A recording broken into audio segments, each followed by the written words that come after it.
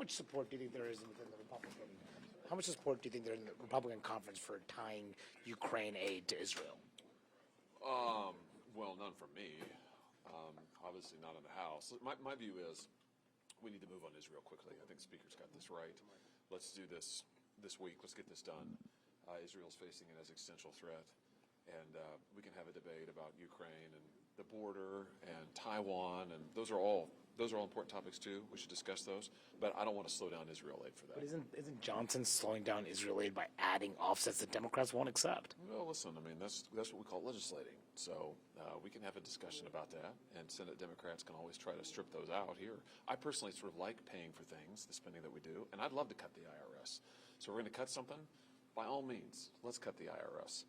But let's get Israel aid done. That would be my first priority. Is there a precedent being set, though, to offset emergency money, the type of thing you need after a hurricane, an earthquake, or during a war? Well, I think under the rules of the House, don't correct me if I'm wrong, I think they're supposed to offset all federal spending. So I think he's following his conference. Not emergent, not supplementals. No.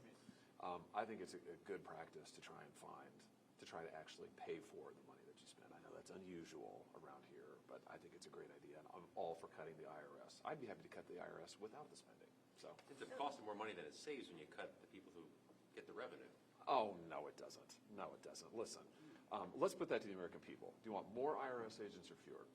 Do you want more people hounding you, going after you, looking into your lives? And we all know what these however many thousands that Biden has hired, we all know what they're for. They're going after small business people, and they're going after working people. They're not going after the big corporations. The big corporations don't pay any taxes.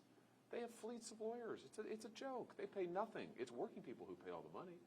So I'm here to cut the IRS every day of the week and twice on Sundays. And if we can do it in the context of aiding Israel, so much the better. If the Israel aid moves by itself, do you feel like that could impact the likelihood of getting border funding secured or border security? I'm not interested in giving Joe Biden more money for his disastrous border policies. What I'm interested in is actually getting him to enforce the law. I imagine we're going to talk about this today in a Homeland Security hearing. But listen, I mean, our border is in a state of total collapse. We have 100,000 migrant children who now are in some form of labor slavery or sex slavery in this country in the 21st century because of Joe Biden's border policies. So do I want to fund labor trafficking? No. Do I want to fund sex trafficking? No. I want to see them actually enforce our laws. So do we need to talk about the border? Yeah, you bet we do, and we need to pass legislation on it. But this goes back to Manu's question. I think we should have that debate, but let's move the Israel. Everybody agrees on Israel, or pretty much everybody. I understand that as we speak, the appropriations hearing is being disrupted by pro-Palestinian protesters, so I guess not everybody in this country agrees on supporting Israel. But most people do in this building, so let's get that done. Senator Paul just said that he thinks that Senator McConnell's position that Ukraine aid should be included with Israel aid is undercutting the Speaker. Do you agree with that? Well, I mean, the Speaker can speak for himself. I would just say that I think it's important to get this done quickly, and I think you've got a strong consensus of Republicans in the House and the Senate who want Israel aid. So let's do that. I mean, we all agree on that. The Democrats all agree on that, at least on this side, not so much in the House. But let's do that. Let's get that done. And then we can talk about Ukraine and the border and Taiwan.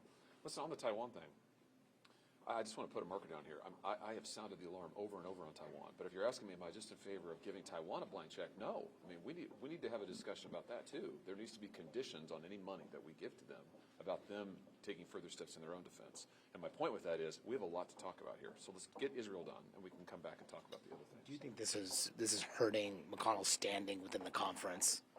His position with Chuck Schumer? Mm-hmm. Well, I think it's notable that he's standing with Schumer over against the Republicans. What do you make of that? Mistake. Yeah, thank you guys. Thanks.